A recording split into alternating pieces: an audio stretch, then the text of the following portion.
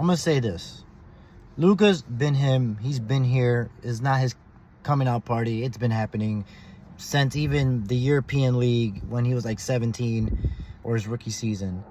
I still think Shea, like Alexander, Maxey, they're still years away from being finally what they need to be, the final product, and take their team to the promised land.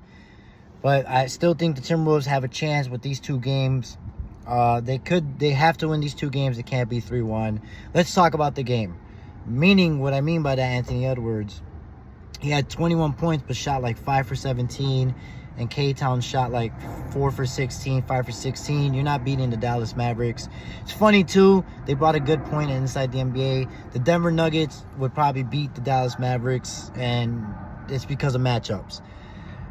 Minnesota has to do this. Either play real big or play real small. Meaning, Nas has to play the center, and you're going to have the four be like Anderson or Daniels, or you're gonna have to play small because Gafford and PJ Washington and then Lively, they're just eating, or especially Lively and Gafford are eating up the paint, and they had 30 points. Gafford had like 5-6 dunks, and they're Minnesota's big men are a liability. Yeah, that's what I always said. Like, Rudy Gobert is the best. They're the defense, number one defense.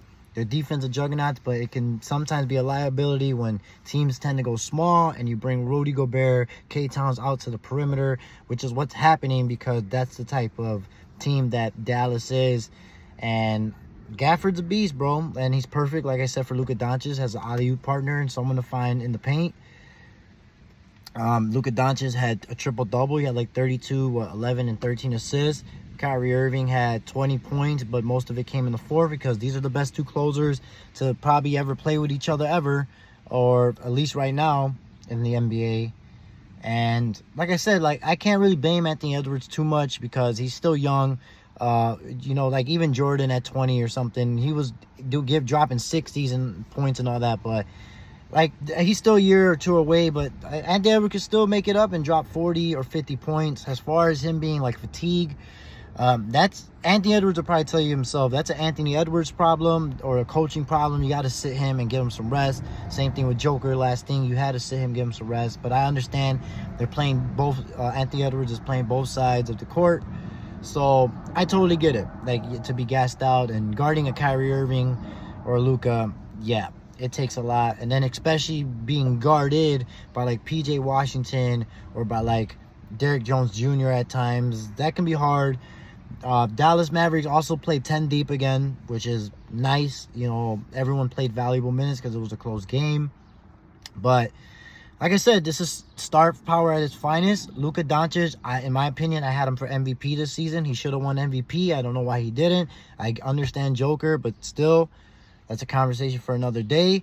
And he controls the game. He controls the pace of the game. As far as the Luka Doncic, his step back is lethal. And when Rudy Gobert's on him and up top of the key, there's no fucking chance that Rudy Gobert's guarding that. There's just zero chance. The same thing when Kyrie Irving has a mismatch. There's just zero chance. Now, Minnesota, you're going to have to maybe play a lineup where you have Naz Reid has a small forward. I know it sounds crazy. Alexander is a shooting guard, and maybe Anthony Edwards at the point, or Conley at the point, Edwards at the 2, Naz at the 3, Towns at the 4, and Gobert at the 5. Go real big because you need to dominate that paint.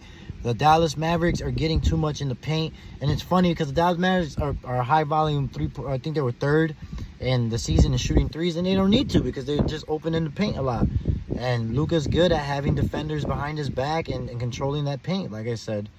And the pick and rolls is just unstoppable with Luka. How are you going to play that? Or you go super small.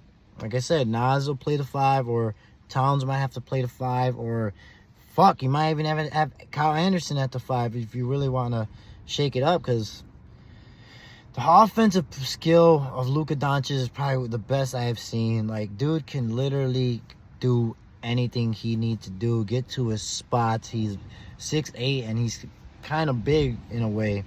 So, I don't know. This is looking like it could be a sweep, but I still have Minnesota in 6. You guys let me know in the comments below. I'll talk to you guys later. Peace.